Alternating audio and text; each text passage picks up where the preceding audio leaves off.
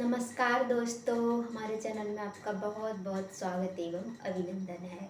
हमारे चैनल पर चल रहा है यूपी टीजीटी संस्कृत व्याकरण प्रवेशिका, जिसमें हम स्वर संधि पढ़ चुके हैं और उसके बाद व्यंजन संधि, विसर्ग संधि चल रहा है। विसर्ग संधि की भी इससे पहले हमने एक क्लास पढ़ ली है, जिसमें हमने पढ़ा सासा जसोरु खरवसान विसर्जनीय। उसके बाद भी हमने दो सूत्र और पढ़े, वाशरी पढ़ा हमने। अब हम पढ़ लेते हैं कुप्पऊ। इसमें क्या है, क और प। का में हमारा का खा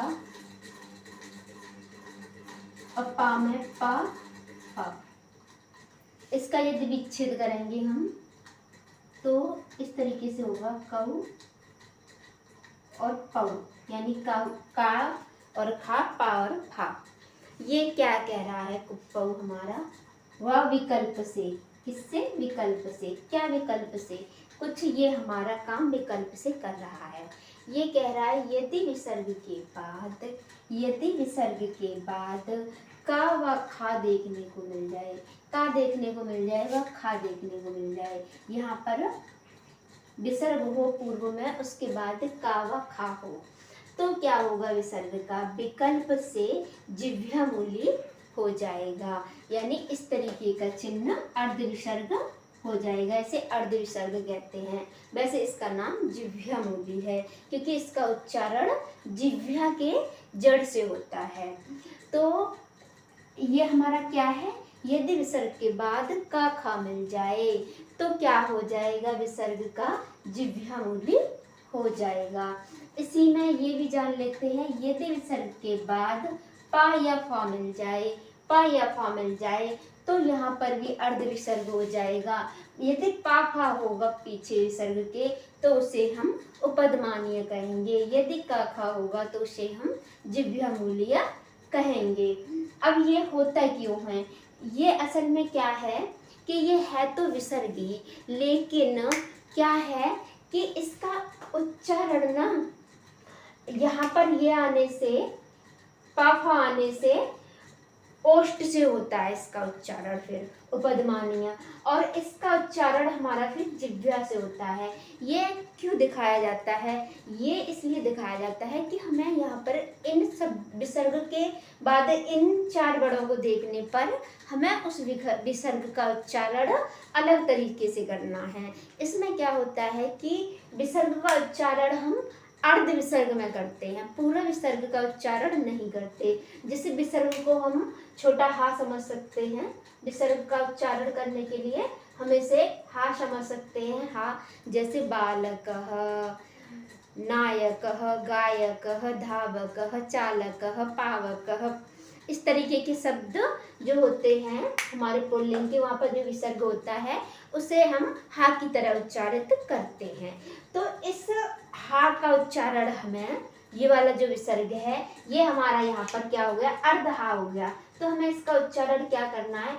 और ज़्यादा कम करना है, कम करना है, इसे आधा विसर्ग करना है, यानी आधा हा की तरह इसका उच्चारण करना है। इसके लिए हमें ये यहाँ पर दिखाना होता है चिन्ह। यदि हम इस चिन्ह को ना दिखाएं व ना दिखाएं, ये हमारी इच्छा पर निर्भर कर रहा है। इसीलिए यहाँ पर लिख रहा है कुप्पौवा। ये क्या है? विकल्प से है। पर हमें उच्चारण करते समय ध्यान रखना है कि यदि विसर्ग के बाद का खा या पा फा आए तो हमें अर्ध विसर्ग की तरह इसका उच्चारण करना है, पूरा विसर्ग की तरह इसका उच्चारण नहीं करना है। जैसे एग्जाम्पल से जान लेते हैं। पहला है हमारा एग्जाम्पल, काकः, एकः काकः। क्या है? एकः काकः। यह विसर्ग है, हमारा विसर्ग है। इसके बाद हमारा क्या है? का है। क्या हो? का हो व खा हो, का हो व खा हो। तो अब हम क्या कर देंगे? विकल्प से इसका अर्ध विसर्ग भी कर देंगे और पूरा विसर्ग भी रखेंगे। तो हम एकः काकः व एकः काकः। इसका अब हमें क्या करना है? हम दोनों में से किसी को भी रख सकते हैं, लेकिन हमें इन दोनों का उच्चारण भी एक जैसा करना है। एकः काकः, एकः काकः, एकः काकः। काकः नहीं बोलेंगे। क्या बोलेंगे? एकः काकः, एकः काकः। इसका हम इस पर जोर नहीं देंगे, विसर्ग पर हम इस पूरा जोर नहीं देंगे। इसे इतना जल्दी बोलेंगे कि का के बाद तुरंत का का ही उच्चारण कर दें। इसी का दूसरा एग्जाम्पल हम ले लेते हैं खाका। खाका एग्जाम्पल हम ले लेते हैं बालकः खादति। यहाँ पर विसर्ग है, विसर्ग के बाद खा है, तो हम क्या कर देंगे? इसका अर्ध विसर्ग भी कर देंगे। जैसे बालकः खादति फलम, बालकः खादति फलम या बालकः खादति फलम। हमें इसमें क्या करना है? केवल उच्चारण पर ध्यान देना है। बालकः खादति फलम, बालकः खादति फलम। हमें यहाँ पर क्या करना है? अर्ध विसर्ग का उच्चारण करना है। अर्ध विसर्ग का उच्चारण करने के लिए ही हम इसे अर्ध विसर्ग दिखाते हैं। अर्ध विसर्ग दिखाएं व पूरा विसर्ग दिखाएं, केवल हमें उच्चारण के लिए ये यहाँ पर दिखाना होता है। इसी तरीके से हम दूसरा एग्जाम्पल जान लेते हैं। ये तो एग्जाम्पल हमारा जिह्वामूली का हो गया। किसका हो गया? जिह्वामूली का। उपपदमानीय का एक एग्जाम्पल जान लेते हैं। पहले भी हम जहाँ पर हमने व्यंजनों के भेद पढ़ाए थे, वहाँ पर हम इसे जिह्वामूली और उपपदमानी के बारे में हम डिटेल में चर्चा कर चुके हैं पहले। अब ये क्या है? सुधीह पाही। यह विसर्ग के बाद पा है, विसर्ग के बाद पा है, तो अब इसका क्या होगा? अर्ध विसर्ग भी हम इसका कर देंगे। अब हम इसे पा के कारण हम इसे क्या बोलेंगे? उपपदमानीय बोलेंगे।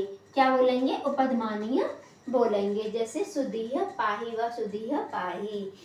तो क्या है? यहाँ पर हम विसर्ग पूरा रखें व अर्ध विसर्ग रखें, विकल्प से दोनों रख सकते हैं, दोनों ही रूप बन सकते हैं। यहाँ पर हम उपपदमानी का दूसरा देख लेते हैं।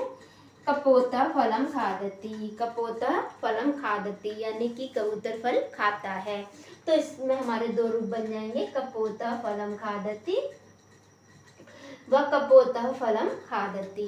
कैसा भी हम कर सकते हैं, यानी कि हम इतना याद रखेंगे, यदि विसर्ग के बाद का खा व पा फा आ जाए तो हम विसर्ग का अर्ध विसर्ग कर देंगे।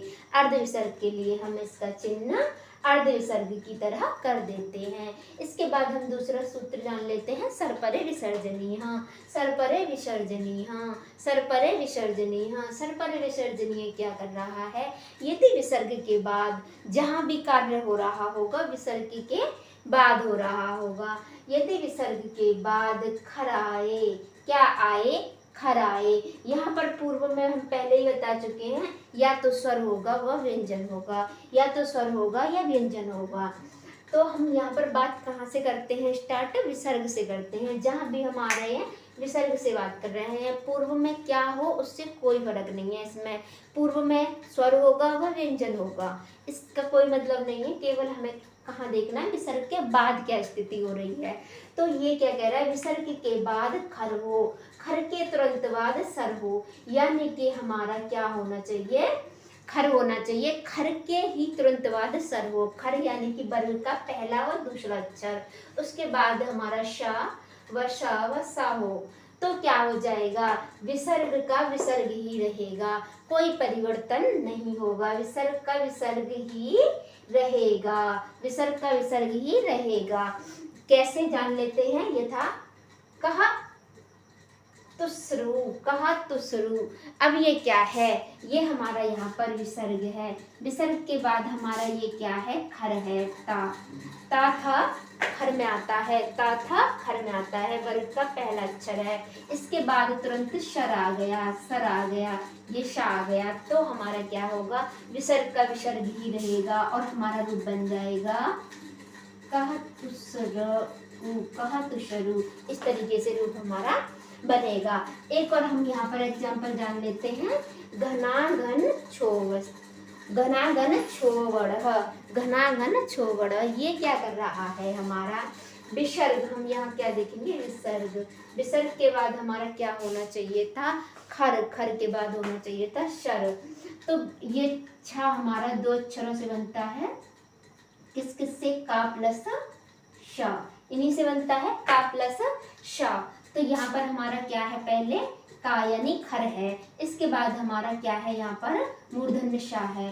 तो हम क्या कर देंगे यहाँ पर विसर्ग का विसर्ग ही रहने देंगे और शब्द बन जाएगा हमारा घना घनः छोवड़े छोवड़ः, घना घन छोवड़ः, विसर्ग का विसर्ग ही रहेगा। यदि विसर्ग के बाद खर, खर के बाद शर हो तो क्या होगा, विसर्ग का विसर्ग होगा। किससे, सरपरे विसर्जनीय, सरपरे विसर्जनीय। इसके बाद हम आगे एक और जान लेते हैं, तिरशो अनंतरश्याम, तिरशो अनंतरश्याम, तिरशो अनंतरश्याम। ये क्या कह रहा है, यदि तिरस के बाद का खा व पा फा आए, यदि तिरस शब्द के बाद का खा या पा फा आ जाए तो विकल्प से क्या होगा, इस सा का विसर्ग हो जाएगा, इस सा का क्या हो जाएगा, विसर्ग हो जाएगा और हमारा रूप बनेगा तिरश्य। तिरश्य, यहाँ पर विसर्ग हमारा विकल्प से हो जाएगा तो बनेगा तिरश करोति व तिरह करोति, तिरश करोति वह तिरह करोति। तो हमने आज 3 सूत्र पढ़े। कुप्पौ, कुप्पौ हमारा क्या कह रहा था, यदि विसर्ग के बाद का खा या पा फा आए तो विसर्ग का अर्ध विसर्ग हो जाएगा, सिंपल सी बात। इसके बाद हमारा दूसरा है सरपरे विसर्जनीय। यदि विसर्ग के बाद खर आए, खर यानी वर्ग का पहला दूसरा अक्षर आए, उसके बाद शर आए, सर यानी कि तीनों सा में से कोई सा भी सा आए तो क्या होगा, विसर्ग का विसर्ग ही रह जाएगा। इसके बाद हमने पढ़ा तिरशो अनंतरश्याम। ये क्या कह रहा है, यदि तिरस शब्द के बाद का खा व पा फा आए तो तिरस के सा का क्या हो जाएगा, विकल्प से विसर्ग हो जाएगा। क्या हो जाएगा, विकल्प से विसर्ग हो जाएगा। तो बस आज के लिए इतना ही। नमस्कार।